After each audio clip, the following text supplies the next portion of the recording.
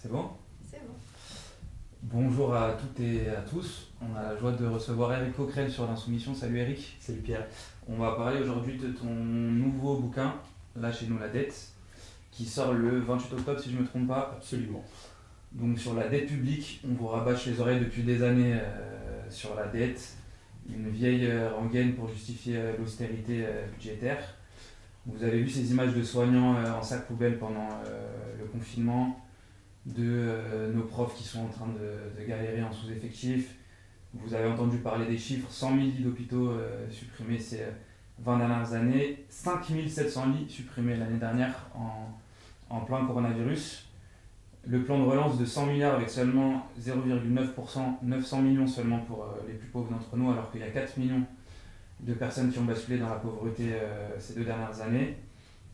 Donc la question de la dette publique, c'est la question du partage des richesses, du financement de la bifurcation écologique. Il y a eu une tribune, je ne sais pas si tu te rappelles, de 150 économistes pour l'annulation de la dette détenue par la Banque Centrale Européenne. Pour vous faire une idée, c'est 2500 milliards d'euros détenus au niveau de la zone euro et c'est 400 milliards si je ne me trompe pas pour la France. Il y avait une proposition de résolution de Jean-Luc Mélenchon à l'Assemblée nationale, ici même, pour annuler la dette détenue par la BCE.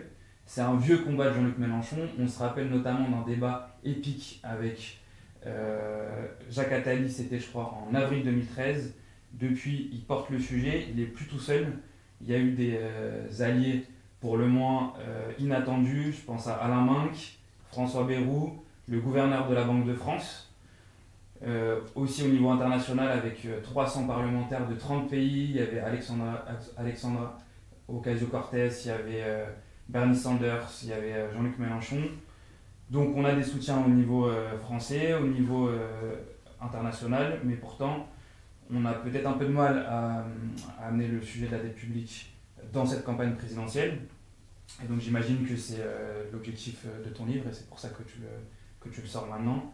Première question, Éric, comment ça se fait qu'on sait que la Banque centrale ne peut jamais se retrouver à court de liquidités? Alors qu'est-ce qu'on attend pour supprimer la dette détenue par la Banque centrale européenne? Eh bien, c'est une autre question. Alors, le bouquin, il part au départ d'un épisode. C'est ça qui m'a donné envie de le faire. On était dans le projet de loi de finances rectificatif numéro 2, je crois, c'est-à-dire en 2020. Et il commence à y avoir un débat sur les sommes rendues disponibles par la Banque centrale européenne, cette fameuse que j'appelle cette dette Covid, on y reviendra. Et Jean-Luc Mélenchon déjà prend à la tribune, demande l'annulation de cette dette, bon, en préparant la suite, de façon à ce qu'elle ne devienne pas tout d'un coup un épée de Damoclès, un chantage au nom duquel on baisserait les dépenses publiques, on attaquerait des réformes structurelles telles que les retraites. Et Éric Woerth, qui est le président de la commission, j'en parle dès le début du bouquin, dit une chose qui m'a semblé incroyable. Il explique, il dit, mais de toute façon, chacun sait qu'on ne rembourse jamais la dette. Voilà. Que c'est une dette perpétuelle et qu'en fait on ne rembourse pas le stock. Et là je me suis dit, bon, voilà quand même un des partisans, j'allais dire, de l'utilisation de la dette comme un chantage, qui est en train de nous expliquer ce que nous disons depuis des années, c'est que la dette n'est pas un problème, n'est pas le problème principal pour nos économies, pour une première raison, c'est que, contrairement à ce qui est dit, il n'y a pas 100% de dette d'un État, puisqu'en réalité on regarde les stocks, c'est-à-dire la dette globale comparée à la production de richesse sur un an, un peu, et que c'est évidemment, ça ne veut rien dire. C'est-à-dire qu'il faut regarder ce que va coûter cette dette répartie sur le nombre d'années de son remboursement, et donc c'est uniquement ce qu'on appelle les intérêts de la dette, qui sont environ de 50 milliards. Et lui est en train de l'admettre. Bon, alors à l'époque, je ne sais pas si tu te rappelles, mais y compris Macron, on parle d'un monde d'après, explique quasiment que l'État-providence c'est absolument extraordinaire, qu'il faut sauver la santé publique. Bon.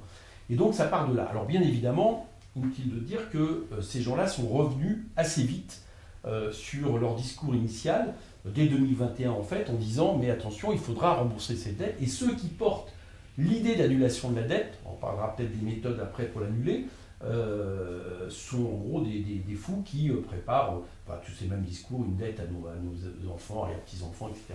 Et donc le bouquin part de là, parce qu'en fait, ce qui s'est passé, de nouveau, et ce que nous réclamions depuis des années, c'est que cette fameuse dette Covid, c'est-à-dire la dette qui a été mise sur la table, enfin l'argent qui a été mis sur la table par la Banque centrale européenne à disposition des banques centrales nationales, donc la Banque de France pour la France, cette dette Covid, qui servait donc à gérer la situation économique liée par le Covid, la situation sociale, elle a une particularité, c'est qu'elle est détenue par les banques centrales et non pas par les marchés. Et là, évidemment, ça change tout parce que le discours qui est l'idée de dire si on met ça sur les marchés, on va être soumis à leur réaction avec des taux d'intérêt qui montent, on va avoir le fait que la parole de l'État vis-à-vis des marchés va être discréditée. Bon, qu'est-ce qui se passe là? Là, il n'y a pas de problème, puisque c'est nous-mêmes, en réalité, à travers les banques centrales, qui détiennent la banque, et c'est de là qu'est partie l'idée de dire, bon, au moins déjà sur cette dette Covid, tu as dit 400 milliards, on en est quasiment à 700 aujourd'hui, de cette dette Covid, annulons-la, effaçons-la, de façon justement que ça ne soit pas une idée Damoclès pour la suite, et puis parce que en réalité, chacun sait que si on devait rembourser, ce que propose le gouvernement, on va y venir, on a des années de super austérité devant nous. Alors j'ai une question, je crois que tu en parles dans ton bouquin si je ne me trompe pas, au sein des économistes hétérodoxes, je crois que ça a fait débat, il y a eu une tribune dont je parlais tout à l'heure, des 150 économistes, je crois qu'il y a Gaël Giraud, il y a Thomas Piketty, il y a eu une contre-réponse, justement, je crois qu'en plus c'est des gens qui sont assez proches de nous, Henri Sterdyniak, Thomas Porcher. Est-ce que tu peux nous expliquer un peu les débats que ça fait, pourquoi tout le monde est... Ouais, alors globalement, là on rentre un peu dans des débats de techniciens, mais la question est politique en fait.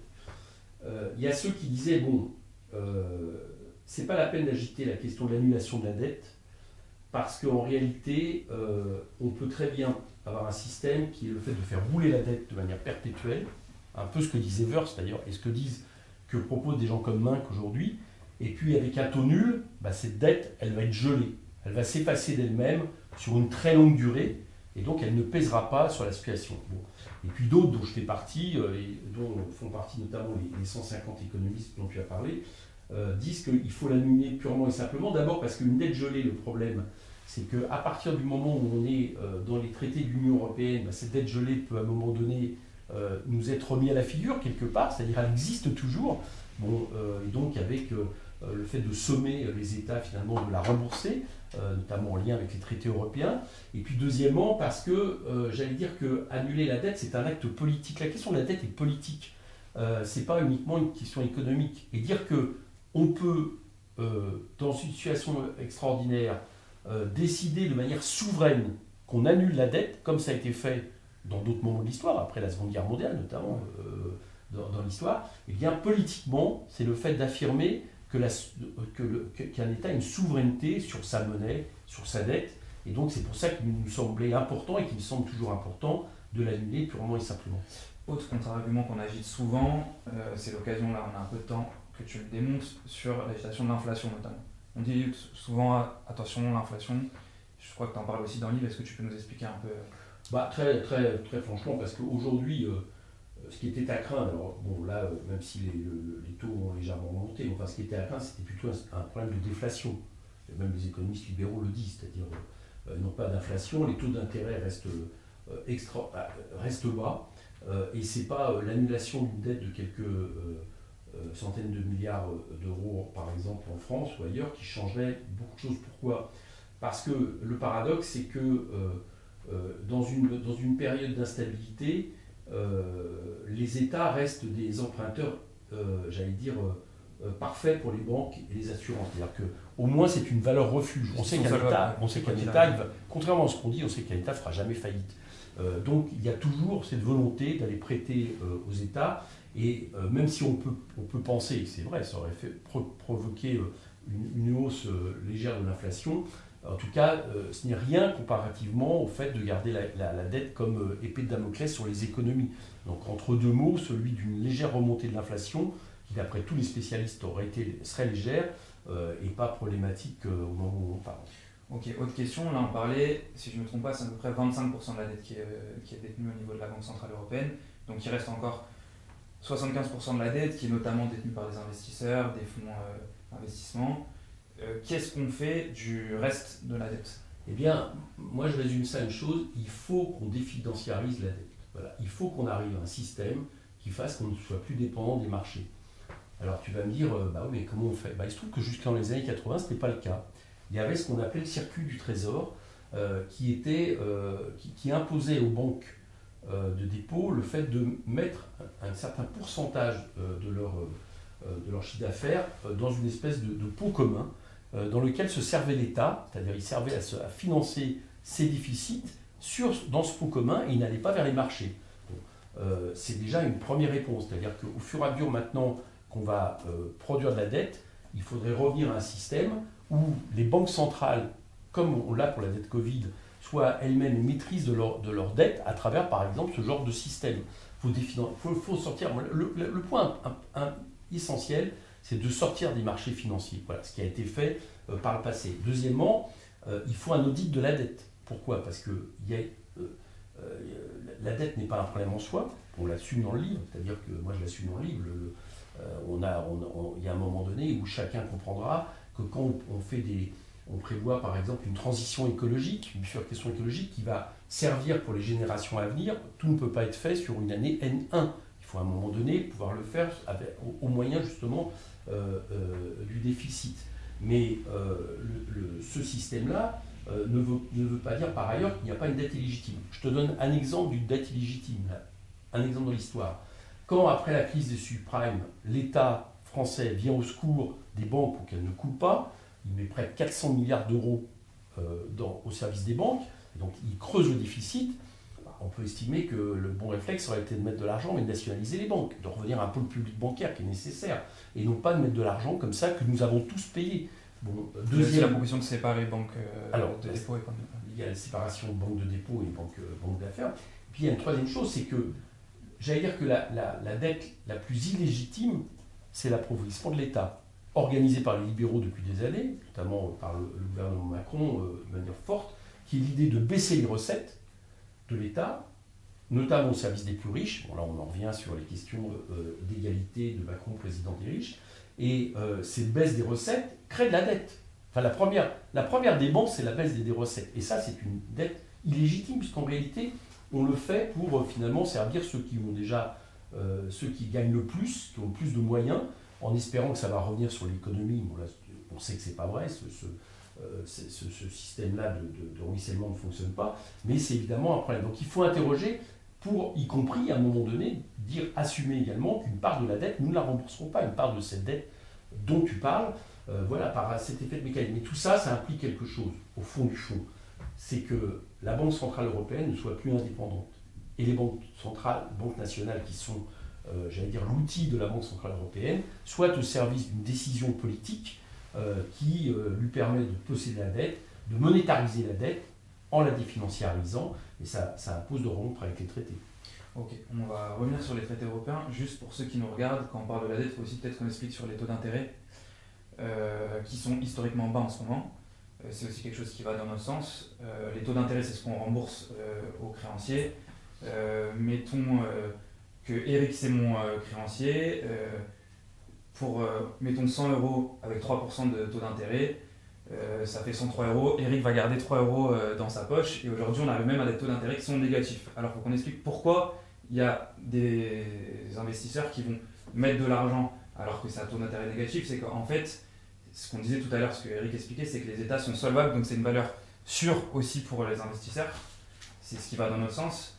Et ce que tu disais aussi, ce qu'il faut répéter, je pense, c'est que ça n'a aucun sens de mettre le ratio dette publique sur PIB, parce que PIB, c'est sur un an. C'est comme si toi ou moi, on va pour acheter une voiture ou un appartement et qu'on demande de rembourser tout un an. Ça n'a strictement aucun sens.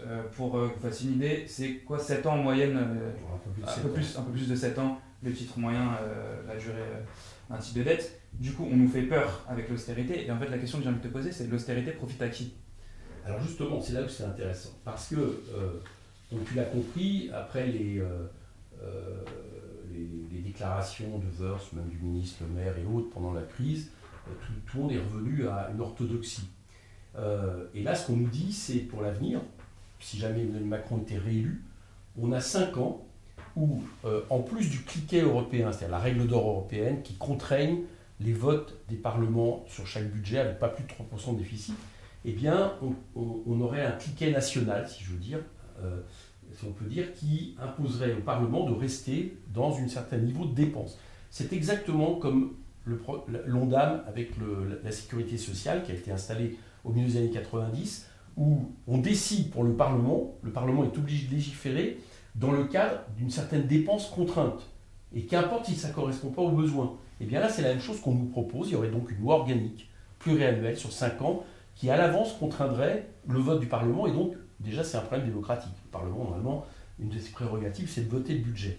Deuxièmement, comme justement ces gens-là ne veulent pas toucher aux recettes, ils ont déjà dit qu'ils ne toucheraient pas aux recettes, donc il n'y aura pas moyen d'effacer la dette par les recettes.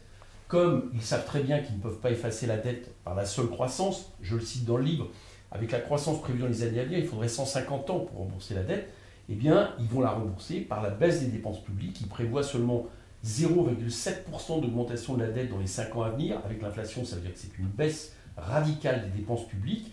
Et donc, ils nous proposent exactement ce qui nous a mis dans la situation d'avant la crise Covid, quand nos hôpitaux n'étaient pas prêts, quand l'État n'était pas prêt. Voilà comment ils comptent le faire. Et tout ça au niveau d'un chantage, parce qu'eux-mêmes savent de toute façon qu'on ne va pas rembourser le stock, mais ça leur permet d'imposer cette baisse des dépenses publiques qui sourit à qui? Qui sourit au privé. Parce qu'on baisse les dépenses publiques en assumant le fait que ce que font les services publics, ce que fait l'État, bah, ça va être fait par le privé, évidemment avec une tout autre objectif que l'intérêt général. Voilà, derrière ça, il y a une privatisation massive en réalité de ce qu'on appelle le service public et les services de l'État. Ok, on parle très souvent, là, Vincent, de faire de la dette publique, on parle beaucoup moins de la dette privée, qui est pourtant peut-être beaucoup plus dangereuse, tu vas nous en parler. Je pense notamment à la bulle spéculative au-dessus de la dette des étudiants aux États-Unis. On l'a vu au moment de la crise des subprimes dont tu parlais, la bulle spéculative sur le logement. Qu'est-ce qu'il en est là de la dette privée aujourd'hui? Ah bah j'allais dire que la dette, tout le débat sur la dette publique, c'est l'arbre qui cache la forêt. Et c'est la forêt qui est évidemment dangereuse. Pourquoi? Parce qu'il y a une dette privée colossale. Cette dette privée colossale, elle est ce sur quoi s'appuie le système libéral pour continuer à faire en sorte de fonctionner. C'est-à-dire qu'elle oblige les gens de manière massive à un moment donné, emprunter. Alors, tu as parlé de la dette étudiante, c'était François Delapierre qui avait très bien analysé ça il y a quelques années, les subprimes, mais on a une dette privée qui, j'allais dire, qui est globale. D'ailleurs, il suffit de regarder par exemple les prêts garantis qu'ont fait les entreprises, ça en fait partie, et cette dette privée devrait être le problème qui nous interroge. Alors, qu'est-ce qui se passe à chaque fois? C'est que quand il y a une crise, il y a une soupape. C'est-à-dire que tout d'un coup, l'État, qui d'habitude est discrédité, etc., accusé de dépensier, devient finalement le réceptacle c'est une cocotte minute qui bout, et quand ça s'échappe, bah, l'État est là pour prendre une part de cette dette privée, notamment la crise des subprimes. Et c'est évidemment le danger, et notamment qui interroge les fonds spéculatifs et toute la question du mode de fonctionnement pour nos économies. Ok, je crois qu'il y a un chapitre dans le bouquin aussi où tu poses la question de comment on taxe le capital. Je sais que, par exemple, ici même, Mathilde Panot a porté une proposition de loi pour taxer les profiteurs de crise. Il y a l'impôt universel, je crois d'ailleurs, tu viens de faire une interview sur le sujet. Est-ce que tu peux nous en dire un peu plus? Alors, donc, nous, ce qu'on nous proposons, je te l'ai dit tout à l'heure, déjà, c'est en finir avec la dette. Alors, finir avec la dette, enfin, en tout cas avec le chantage de la dette, donc c'est le titre du bouquin, l'échelle de la dette, de façon à dire, la dette n'est pas un mal en soi, et 2, on peut la gérer autrement pour qu'elle ne rende plus dépendant des marchés financiers. Et puis la deuxième chose, bien évidemment, c'est de remettre de l'argent dans l'intérêt général, dans les services publics, dans l'État, et donc de faire une révolution fiscale qui permette à nouveau de faire contribuer les plus riches à hauteur de ce qu'ils gagnent, c'est d'avoir un aspect redistributif, c'est l'impôt sur les revenus à 14 tranches, c'est l'impôt universel sur les entreprises qui permet en plus de lutter contre l'évasion fiscale, c'est le fait de baisser la proportion des impôts injustes parce qu'il est indirect par rapport à l'impôt progressif, c'est le fait d'en finir avec des niches fiscales qui nous coûtent plusieurs dizaines de milliards d'euros par an. Donc tout un ensemble de systèmes qu'on va bientôt d'ailleurs présenter sous forme d'un contre-budget et qui permettrait de rapporter des centaines de milliards et là donc du coup aussi de baisser la dette. Comment on arrive à mener la bataille culturelle sur ce sujet-là et aussi à vulgariser, parce que la dette comme ça peut faire fuir, ça peut paraître un sujet qui fait un peu peur. Comment on arrive à lier ça? Tu parlais des hôpitaux, en fait concrètement dire il y a la dette, du coup ça justifie l'austérité, et du coup ça s'est traduit concrètement par dans les couloirs des hôpitaux on trie, en garde, comment on arrive à justement vulgariser ça et en parler? Une chose assez simple, c'est qu'en 2018, Macron est interpellé par des soignants et qui lui demandent de l'argent, cet argent même dont il va admettre plus tard en 2020, au moment de la crise, que l'État aurait dû le mettre, Et il dit, mais il n'y a pas d'argent magique. Bon, l'argent magique, il a bien fallu le trouver en catastrophe pendant la crise du Covid, parce que là, tout était en train de couler, qu'il a bien fallu apporter cet argent. Donc c'est juste, ça montre une chose, c'est que l'argent qu'on ne veut pas investir tout de suite dans l'intérêt général, dans la santé, le jour où on s'aperçoit que la santé, par exemple, prime surtout, et relativise la question de la dette, parce que tu remarqueras une chose, là on va passer à 114% de dette à la fin de l'année, le discours, il y a 3 ans, était à 78%, et pourtant les gens nous disaient, les libéraux nous disaient, ah mais c'est la catastrophe. Regarde, le monde continue à fonctionner, c'est pas ça aujourd'hui qui nous pose problème. Et ben c'est exactement ce qu'il faut dire, c'est-à-dire que la monnaie n'est qu'au service finalement de nos politiques. On peut la contraindre et on peut à un moment donné décider que effectivement on veut une part de production des richesses importantes, qu'on peut décider de créer de la monnaie, c'est-à-dire sous forme de dette, pour par exemple une bonification écologique, et ça ne sera qu'une manière d'effacer une autre dette bien plus dangereuse qui est la dette écologique qui elle pèse sur les générations à venir. Dernière question, est-ce que il y a pas un petit problème qui s'appelle Christine Lagarde, elle a dit que c'était inenvisageable d'annuler la dette détenue par la BCE. On se rappelle que son prédécesseur Mario Draghi avait quand même mené une politique de quantitative easing avec beaucoup d'argent investi, que Sarko en 2008 après la crise des subprimes, pareil, il n'y avait pas eu de problème. Là on parlait de la situation pareil, il n'y a pas de problème.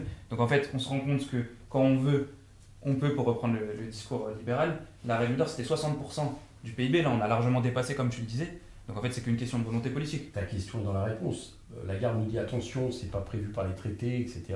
Sauf que de toute façon déjà par rapport à la crise Covid, on a fait exploser les traités. Donc, ça montre bien que quand il y a nécessairement, on peut les faire exploser.